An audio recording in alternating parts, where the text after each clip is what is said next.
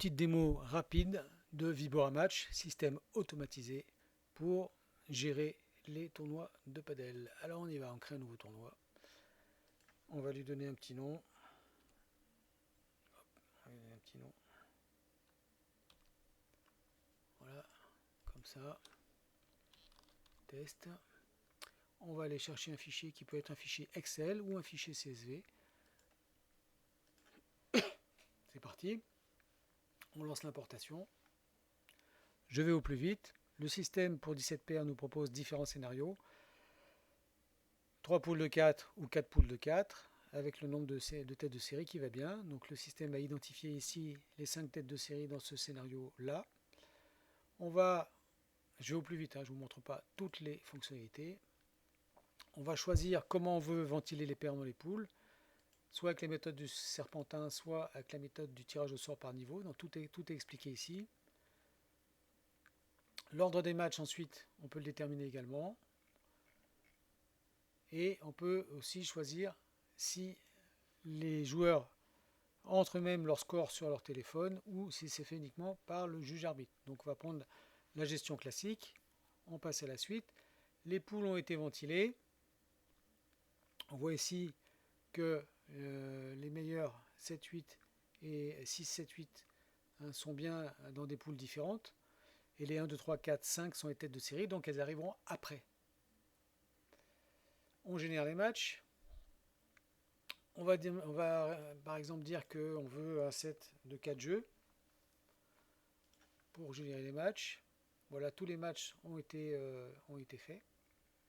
Avec la méthode qu'on avait choisie, tous les matchs sont préconfigurés. Sinon, il y avait une autre méthode où on aurait pu dire le gagnant du premier match contre le perdant du deuxième. Et à ce moment-là, cela n'aurait pas été connu. Et ce n'est pas le choix qui a été fait. Donc là, c'est la méthode de Berger qui a été utilisée. Les joueurs, quand ils ont terminé leur match, ils viennent voir le juge arbitre, méthode classique, ils annoncent leur score. Donc par exemple, 4. Automatiquement, le curseur va sur la deuxième zone. 4-1, c'est le score sur lequel a gagné l'équipe Blanc-Gauthier. Pour le deuxième match, on va dire que c'est Nguyen qui a gagné et qui a gagné 5-4. Donc à partir du moment où vous tapez 5, le système détecte qu'il y a eu une égalité et il vous propose un tie-break. Donc on va par exemple mettre 12 et c'est parti. Et là, on a le score qui s'affiche. Nguyen a gagné 5-4, 12-10. Voilà, donc les matchs se déroulent, les joueurs annoncent leurs résultats. Donc moi là j'ai un petit bouton de test pour remplir automatiquement les scores parce que c'est un peu fastidieux. Voilà. Quand tous les matchs sont terminés, on a le classement pour chaque poule. Le nombre de victoires, la différence de set, la différence de jeu, etc. Et on va pouvoir passer au tableau final. Donc là on retrouve nos 1, 2, 3, 4, 5 têtes de série. Donc si par exemple il y a une tête de série qui n'est pas venue, on n'a plus que 7, on ne peut pas aller dans le tableau final. On va aller choisir un meilleur second. Le meilleur second, c'est la paire Fort-Schmidt. Parce que là, en termes de différence de set et de jeu, c'est elle qui est la meilleure. Donc Fort-Schmidt, elle est là. Donc je la sélectionne. Et on a bien 8 paires qui sont sélectionnées. On va pouvoir créer le tableau final. Donc là, on a nos matchs qui sont affichés. On voit que les têtes de série ont bien été ventilées. On va saisir les résultats. Ici, je vais remplir automatiquement, parce que c'est un peu fastidieux à faire à la main, tous les scores. Et là, je vais rentrer les demi-finales. Donc, par exemple, 4-1 et 4-2. Voilà. Je peux avoir une vision en arbre dans un deuxième onglet, ici, que je peux éventuellement choisir de faire afficher sur un écran géant. Et comme ça, les joueurs verront en temps réel ce qui se passe au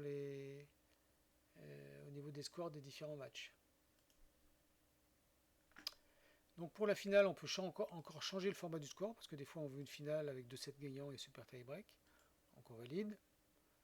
Et là, on va choisir donc le score. On va dire 4-2, 5, même 2-5, 2-5. C'est 5-4. 5-4 pour le tie-break. Donc on va dire 18 pour le tie-break. Et comme les deux équipes sont à égalité, on va saisir le super tie-break à 12-10 et c'est terminé.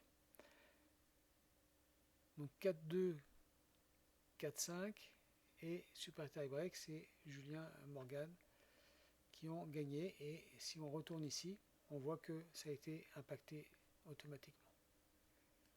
Voilà. On a ici un tableau de bord qui centralise les informations et qui peut nous permettre, on ne l'a pas vu, hein, d'envoyer des convocations. Mais là, on peut reprendre le tournoi où on en était tout à l'heure, en passant par après avoir ici, et on peut encore changer certains paramètres. Voilà pour la démo. Donc je vous invite à aller voir l'aide dans laquelle il y a beaucoup de choses qui sont expliquées. Merci.